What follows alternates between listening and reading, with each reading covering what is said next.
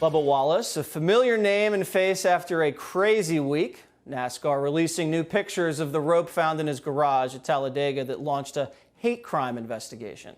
The FBI finding Wallace was not targeted, and the rope had been there for months. Bubba Wallace joins me now. All right, Bubba, thanks for joining Water's World. What's going on? How you doing? Pretty good. So I'm glad you're doing better. A lot of crazy stuff this week. Everyone's happy it wasn't a hate crime and that you were not targeted. But take me through how this all unfolded. So one of your team members, African-American guy, noticed the rope hanging down that looks like a noose. He contacts NASCAR. NASCAR contacts you, and they launch an FBI investigation. Is that how it went down? Yeah, the gist of it. David Crops, my team member there, I talked to him numerous amounts of times since the incident, and he said before he overreacted, he did his research and walked up and down the garages to double check to make sure that it wasn't just the symbol that was throughout every garage, but it ended up being just only ours. So he eventually contacted the crew chief. I talked to the FBI twice, once after the race, saying that they were going to do everything in their power to continue the investigation and figure out what's going on. And then Tuesday afternoon, they called me again, saying that they had concluded their investigation, found that it was found to be there since 2019. The noose was found to be there since 2019, and that I was not the target of a hate crime, which, like you said, is a great thing. My family was not targeted, but in fact, it was a noose, not a working noose, as they say. But it was a noose. Now that the photos are now being released to the public for them to see, it just shows, what I was talking about was factual, and kind of move on from it now.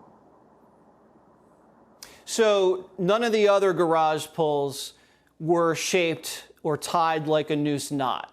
And this was only on your garage. And as an African American, anytime you see a knot like this, a noose like this, you immediately think this is not good, obviously. So your African-American team member, he saw it. He reported it the same way, just as you would see it that way. And now we know that it was not an intentional hate crime. Is there any doubt in your mind that this wasn't what it was supposed to be? No, there's no doubt. I didn't necessarily think that somebody in our community would do that. Did I think a track worker? Possibly, yes. But, kind of getting to the bottom of it, somebody had tied this, whether it was a bad joke or whatever they thought, whatever their intent may have been. It wasn't to, attack me or scare me. It was simply something that just coincidentally happened to be in my garage for the next race. Right. They said they swept through all 29 tracks. Right. So you're saying that someone may have tied this as a bad joke, or they may have just tied this knot, this noose, as a way to practically pull down the garage door. Is that what you're saying? It could have been as innocent as that. Just said we don't know what their intent was, but yeah, it was a garage pull in the shape of a noose. Okay.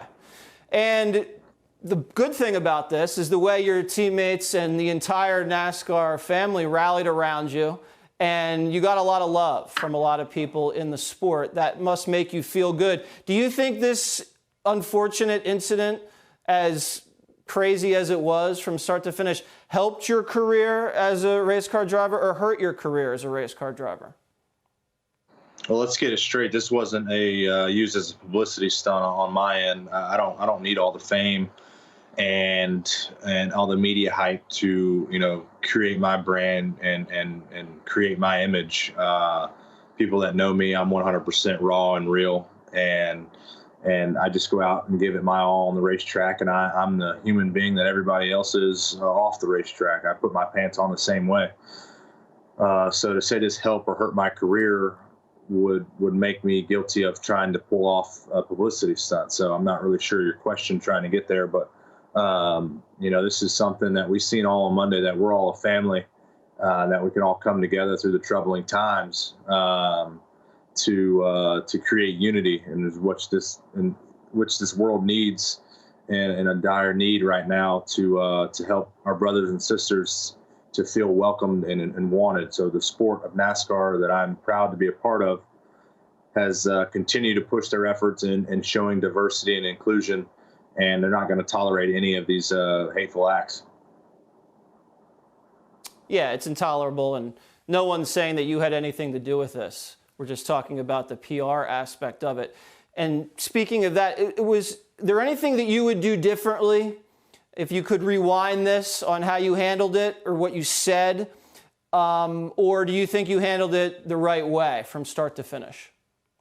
Yeah, I think, based on delivering or getting the facts delivered to me, the information delivered to me, after the garage was closed, maybe being a little bit more proactive and seeing it for myself in person to have a true understanding instead of hearing, from other words, get an image for myself. But at the end of the day, I wouldn't have changed anything. NASCAR, I felt like did the right thing, in shape of a noose. It, in fact, was a noose. Everybody has seen the image now. So to say we would go back and do things differently, I don't think so. Maybe word things differently, yes, but I would launch an investigation. I would have NASCAR or follow NASCAR's judgment on it again.